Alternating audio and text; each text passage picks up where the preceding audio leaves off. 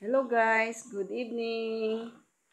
Update ko sa inyo ang my tiny house. Finally, it's done already the painting.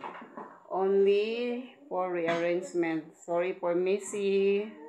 Here, this is the outside for the room. This is Sophia room, not yet done. Done already the painting. Done for painting, and then here also. But totally messy here outside. Here outside is messy, not yet. The carpet I need to put pa inside. I want to show you from almost 97% here, only the balance for the painting. This side is painting balance. And then from the inside, I want to show you the finish already. This our small sala. Here the TV and then the kitchen. Sorry for messy guys, still not yet done. I'm still until now just give you the update here our tiny house.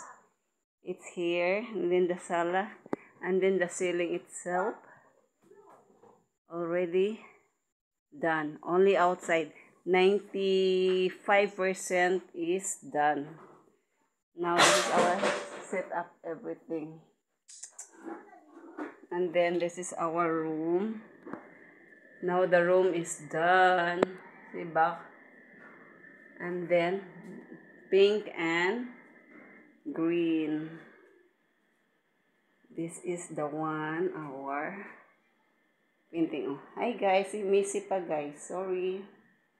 Here we go. Still messy. Messy. Mag-post muna ang nanay. Ay, nako. That's all for today, guys. I will update you once totally, completely. I will update you. Thank you for sharing. Thank you for watching. Salamat kayo. Be kind. Love.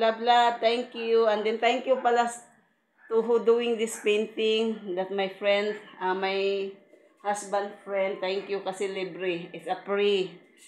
No charging. That's why we are lucky.